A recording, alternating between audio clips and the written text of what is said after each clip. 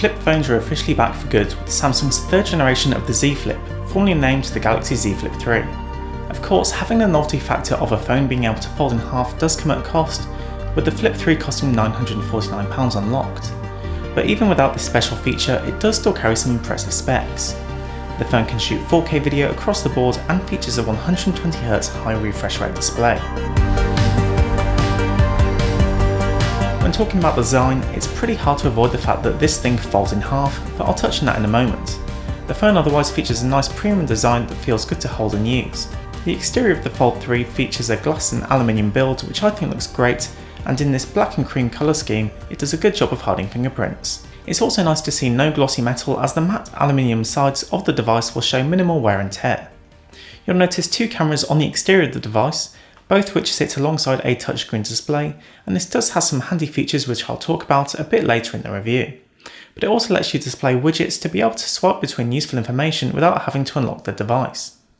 All the buttons can be found on the right side of the device, with the power button being in an ideal position to be able to comfortably use and unlock the device.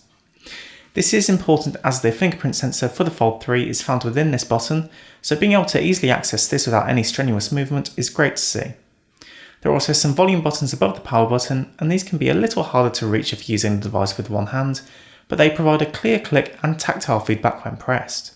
That's all there really is to the exterior of the device. It looks very tidy, and I love the two-tone colour design that can be seen on this specific colourway.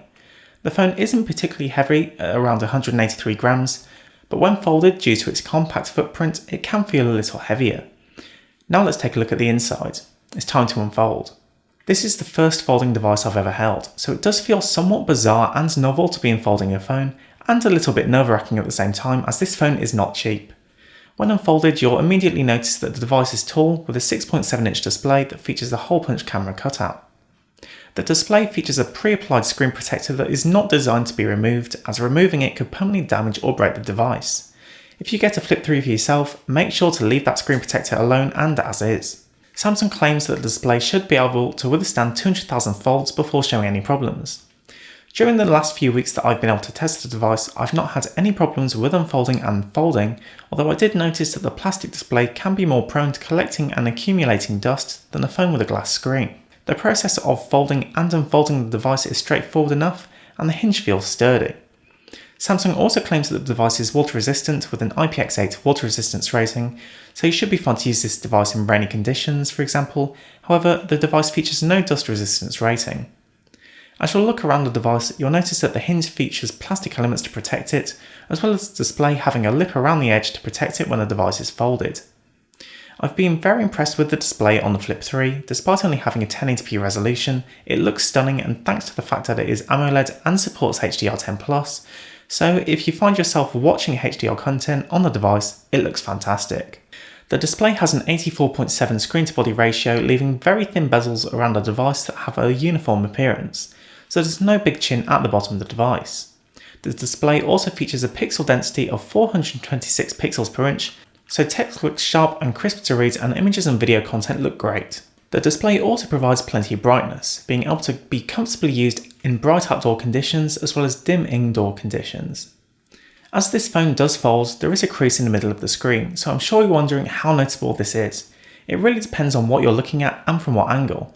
When looking at videos and photos, I didn't notice the crease to be that noticeable. However, it can be more noticeable when looking at the device from an angle or when physically touching the display. But it is a major trade-off of having a folding phone in comparison to a normal non-folding device. The display also features a 120Hz high refresh rate, which provides a silky smooth experience for using the device and browsing through various interfaces. It also makes gaming on the device great, as games can make use of that high refresh rate to look fantastic.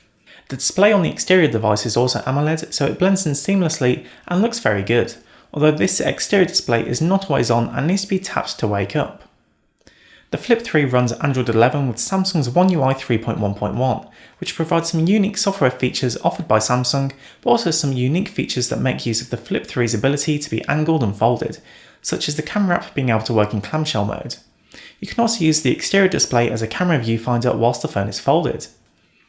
I've not changed too much from how Samsung sets up the device out of the box, but I have made sure to set up gestures instead of button controls at the bottom of the display, as I'm more accustomed to these with an iPhone being my primary device. The overall software experience is snappy and responsive thanks to the device's specifications, which I'll get onto next, as well as that 120Hz display. If you are looking to save some battery life, the display can be taken out of the auto mode and locked to 60Hz, although for my testing I left it running at 120Hz all the time.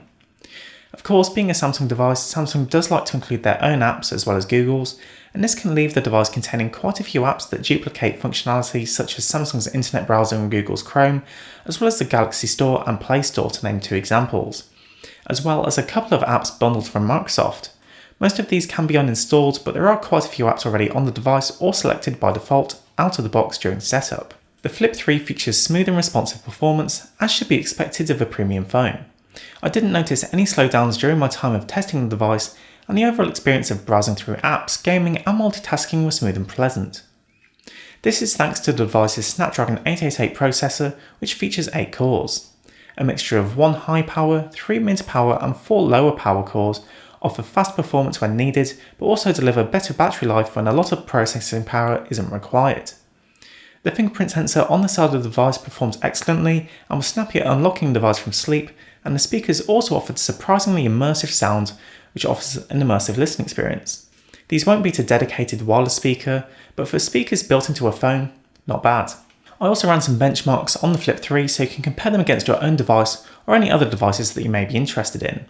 On Geekbench 5, the device scored a single core score of 1049 and a multi-core score of 3541, which means that the Flip 3 slightly outperforms the Exynos S21 Ultra 5G. For testing graphics performance, I used 3D Mark and the device scored 1430 on the Wildlife Extreme benchmark.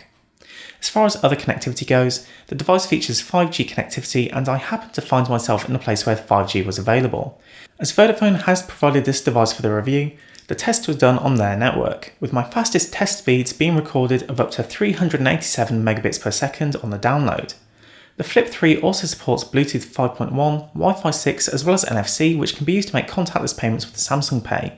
As I mentioned earlier during the review, the main rear-facing cameras can be found on the back of the device, with no huge camera bump in sight. Both cameras, one of which is wide and the other an ultra-wide, feature 12 megapixel sensors with f1.8 and f2.2 apertures respectively, with the wide offering optical image stabilisation. I've been very impressed with the photos that come out of the cameras on this device, and Samsung has done a fantastic job with their image quality and processing. Photos are well exposed for both the sky and land, with any HDR processing looking natural. If you do prefer a flatter looking image, these may stand out as being a little saturated, but when viewed on the AMOLED display of the device, I think that they look fantastic. The cameras perform both well in bright outdoor environments as well as darker environments, and return sharp looking images. As the sensor is only 12 megapixels, the resolution of these images isn't huge, but it's definitely enough for posting online or creating a small photo print. Resolution isn't everything in a camera. The device can also shoot 4K video across the board, with 4K 60 on the rear-facing cameras, with higher frame rates at 1080p and 720p. Video from the cameras, like the photos, looks fantastic, and the stabilisation is very effective at smoothing out any camera shaking that may show up from walking. The selfie camera offers a decent field of view and does a decent job at taking selfies. It's not quite as high resolution as the rear-facing cameras with 10 megapixel resolution, but it's still plenty for a selfie. The device also supports portrait mode, which can be used on any of the cameras and works fairly well, although it is using AI to determine what is in the foreground and background, so it can be a little soft sometimes around the hair. As can be expected with a phone that physically folds in half, there have to be some compromises in places, and battery life is one of those places. The battery life on the Flip 3 isn't the longest in comparison to the competition, with a 3300 mAh battery. I found the battery to give me around a day and a half of use, although I would probably recommend charging it every day just to be on the safe side. I used PC Mark to benchmark the battery life of this device, as this emulates continuous on-screen usage, and the device lasted 5 hours and 21 minutes before hitting the 20% remaining endpoint, which is about 2 hours less than the Motorola Edge 20 Pro I reviewed a month or so ago. Luckily, when you are running low, the Flip 3 features 15W fast charging to charge up your device, as well as 10W wireless charging. You can even charge other devices wirelessly, with 4W of reverse wireless charging, which could be handy if you need to charge some earbuds that feature a wireless charging case. The Samsung Galaxy Z Flip3 is certainly a unique device, and I've greatly enjoyed my time using it. For a phone that folds in half, you may think that there need to be compromises everywhere, but that doesn't seem to be the case. The device features great performance and cameras, and the only major downsides I could see within day-to-day use are that shorter battery life and the crease within the display fold. If folding and flipping phones intrigue you and you're happy to pay a premium, the Z Flip 3 is well worth considering as an option. That's been it for this video. If you liked it, please consider subscribing. Thank you to Vodafone UK for sending this device across for review. I'll leave links in the description to the device if you're interested in getting it for yourself. Thanks for watching, and I'll see you in the next one.